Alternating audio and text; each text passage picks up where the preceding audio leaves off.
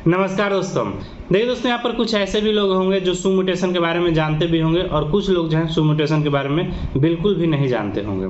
देखिए दोस्तों, सू म्यूटेशन जो है एक दाखिल खारिज कराने की जो है एक प्रक्रिया है आवेदन करने की, और ये जो बिहार में जो है प्रभावी रूप से जो है काम नहीं हो पा रहा है इस पर। देखिए दोस्तों, ये काम क्यों नहीं हो रहा है और इसके लिए जो है सरकार जो है एक नई नियम बनाने जा रही है, और इससे क्या होगा कि जो सू म्यूटेशन का प्रक्रिया है पूरी तरह से प्रभावी रूप से जो है काम होने लगेंगे। इससे क्या होगा कि दाखिल खारिज के जितने भी मामले होंगे जल्दी होंगे और जो भी समस्या दाखिल खारिज संबंधित आते थे वो खत्म होंगे। ये चीज़ कैसे संभव होगा इसके बारे में हम बात करेंगे, और सू म्यूटेशन के आवेदन आपको कैसे करना होता है और कहाँ ये जमा होता है इसके बारे में पूरा प्रक्रिया हम बात करेंगे। देखिए दोस्तों, उससे पहले आपको सू म्यूटेशन के बारे में जानना होता है और आज का अपडेट क्या है ये आपको जानना होता है, ताकि आपको अच्छे तरीके से पता चल सके कि इससे जो है लोगों को क्या फायदे होंगे। देखिए दोस्तों, यहाँ पर जमीन जब आप लोग रजिस्ट्री कराते थे तो उसी समय जो है एक नया नियम जो है बनने जा रहा है। पहले देखिए ये नियम था, लेकिन ये पूरी प्रभावी रूप से जो है अनिवार्य नहीं था कि आपको करना ही करना है, लेकिन जो है अब आपको करना पड़ेगा। ये क्या कुछ है चलिए हम आपको बताते हैं। देखिए दोस्तों, यहाँ पर ऑटोमेटिक म्यूटेशन प्रक्रिया होगी प्रभावी। कातिब को डीड के साथ ही तैयार करना होगा आवेदन। जो सू म्यूटेशन का जो आवेदन है, जो कातिब आपका रजिस्ट्री पेपर तैयार करते थे उसी समय ही जो है आपको ये अब तैयार करना होगा, यानी कि सू म्यूटेशन के आवेदन आपको फिलअप करना होगा और आपको जमा भी करना होगा। देखिए दोस्तों, यहाँ पर विभाग जो है मकान, दुकान, फ्लैट, खेत, जमीन आदि की रजिस्ट्री होते ही स्वतः म्यूटेशन होने की प्रक्रिया जो है उसको प्रभावी रूप से लागू करने के लिए जो है अनिवार्य कर रही है।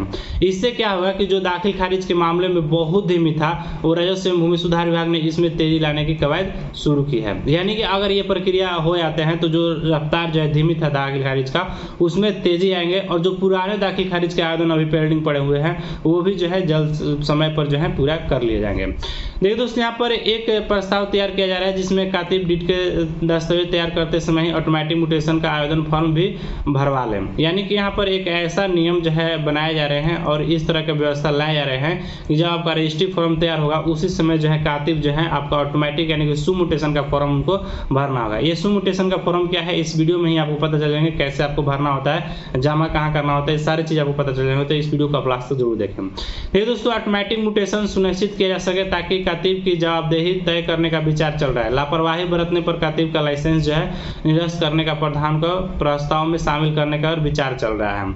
यानी कि अगर ये प्रक्रिया कर लिया जाता है तो कातिब का अगर लापरवाही करते हैं तो उस कंडीशन में क्या होगा कि कातिब का जो लाइसेंस है वो भी जो है निरस्त हो जाएगा, और इस प्रस्ताव के अनुसार जो है आपका अनिवार्य रूप से जो हो जाएंगे कि आप रजिस्ट्री आप करवाइएगा तो आपको सू म्यूटेशन का फॉर्म आपको जमा करना ही पड़ेगा। देखिए दोस्तों, यहाँ पर ऑटोमेटिक म्यूटेशन के लिए खरीदार को एक फॉर्म भर कर देना होता है, लेकिन अभी के डेट में जो है क्या है कि ये अभी स्वैच्छिक है, यानी आप दे भी सकते हैं चाहे आप रजिस्ट्री केवल आप करा सकते हैं। लेकिन अगर ऑटोमेटिक म्यूटेशन इससे जो है नहीं होता था, क्योंकि ऐसे बहुत सारे लोग हैं जो कि क्या करते थे केवल रजिस्ट्री कराते थे और म्यूटेशन का जो फॉर्म था वो नहीं भरते थे, क्योंकि सू म्यूटेशन का फॉर्म भरने में उनको लगता था कि हो सकता है कि मामला फंस जाए। इसी के डर से जो है वो म्यूटेशन का फॉर्म जो है वहाँ पर नहीं भरते थे। देखिए दोस्तों, राजस्व एवं भूमि सुधार विभाग के मंत्री ने रामसूरत कुमार ने अपर मुख्य सचिव विवेक कुमार सिंह ने इस मुद्दे पर मंथन किया। विभाग का मानना है कि कातिब जब निबंधन के लिए डीड तैयार करते हैं उसी समय ऑटोमेटिक म्यूटेशन के लिए आवेदन भी तैयार कर देंगे। इससे क्या फायदा होगा कि जो रजिस्ट्री हो रहे हैं अभी वो तुरंत जो है उसका दाखिल खारिज भी हो जाएंगे। और आप लोग जैसे कि जानते हैं कि जितने भी निबंधन डॉक्यूमेंट होते हैं सारे निबंधन विभाग के दायरे में आते हैं, तो कातिब जो है निबंधन विभाग के दायरे में आएंगे।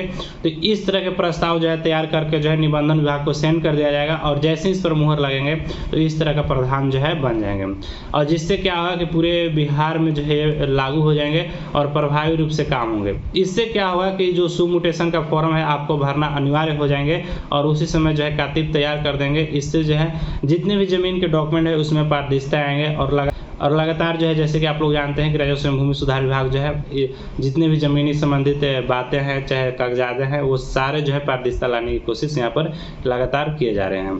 तो अगर ये काम प्रभावी रूप से लागू किया जाता है तो बहुत सारे ऐसे भी लोग हैं जो कि फर्जीवाड़ा करते थे, रजिस्ट्री करा लेते थे, इधर उधर कर लेते थे, तो वो सारे रुक जाएंगे। चलिए दोस्तों, हम आपको बता देते हैं कि ये सू म्यूटेशन का फॉर्म कैसा होता है, इसको स्टेप बाय स्टेप आपको कैसे फिलअप करना होता है, और जब आप रजिस्ट्री पेपर कराते हैं तो उसी समय इसको भर कर आपको वहीं पर जमा करना होता है ताकि आपका दाखिल खारिज आपका हो सके। देखिए दोस्तों, अगर बहुत सारे ऐसे भी लोग हैं, जैसे कि आप लोग जानते हैं अब रजिस्ट्री जितने भी हो रहे हैं मात्र 10% ही लोग ऐसे हैं जो कि सू म्यूटेशन का फॉर्म भरते हैं, बाकी लोग जो है सू म्यूटेशन का फॉर्म नहीं भरते हैं। देखिए दोस्तों, अगर आप सही तरीके से आप रजिस्ट्री करा रहे हैं, क्योंकि बेकार रूप से रजिस्ट्री कराने का कोई मतलब नहीं होता है, भविष्य में वो एक तरह के आपराधिक घटनाएं में ही तब्दील होती हैं, लड़ाई झगड़ा के ही कारण बनते हैं। तो इसीलिए मैं बोल रहा हूं कि अगर आप सही तरीके से रजिस्ट्री करा रहे हैं तो आपको जो है सू म्यूटेशन का फॉर्म भरना चाहिए ताकि आपको अंचल कार्यालय में आपको दौड़ना ना पड़े। देखिए दोस्तों, यहाँ पर सू मोटो दाखिल खारिज के आवेदन के लिए यहाँ पर अंचलाधिकारी जो भी आपका अंचल होगा यहाँ पर आपको नाम डालना होता है।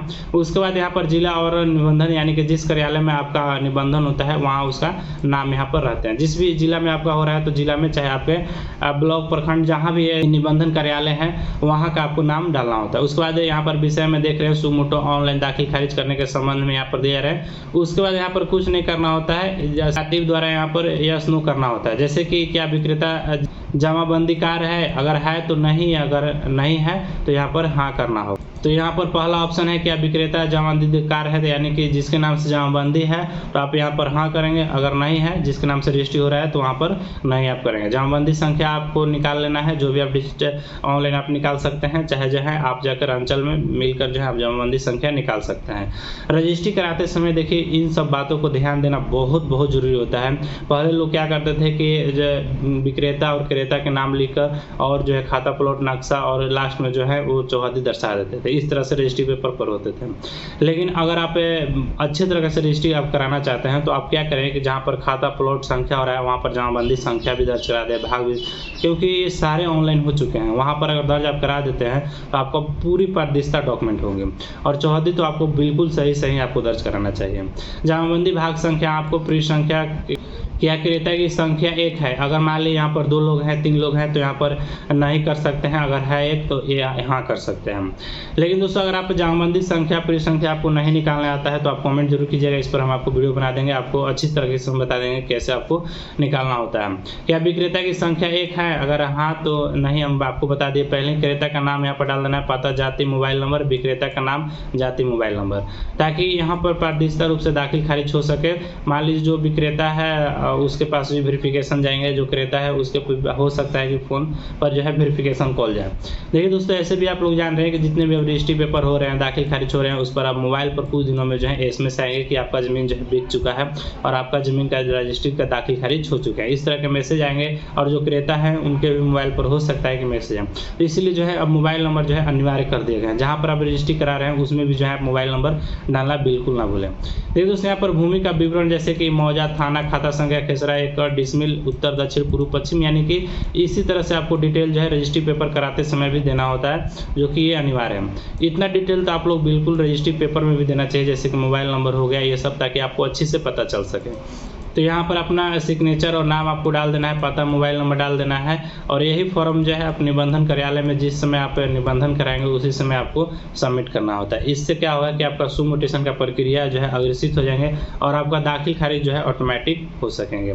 मुझे आशा है दोस्तों कि आपको पता चल गया होगा कि सू म्यूटेशन क्या है और आने वाले भविष्य में इसका क्या प्रावधान होने वाले हैं और इससे आपको क्या फायदे होंगे। फायदा तो ये होगा कि अगर सू म्यूटेशन हो जाते हैं तो जितने भी नए दाखिल खारिज होने वाले हैं, यानी कि रजिस्ट्री पेपर होने वाले हैं, निबंधन होने वाले हैं, वो सब जो है ऑटोमेटिक होते जाएंगे, और जो पुराने जो अभी पेंडिंग पड़े हुए हैं बहुत सारे, उस पर जो है सीओ को ध्यान देना होगा और वो जो है जल्दी से जल्दी होंगे। इससे आने वाले 1-2 साल में क्या होगा कि सारे दाखिल खारिज के मामले साफ सुथरा हो जाएंगे।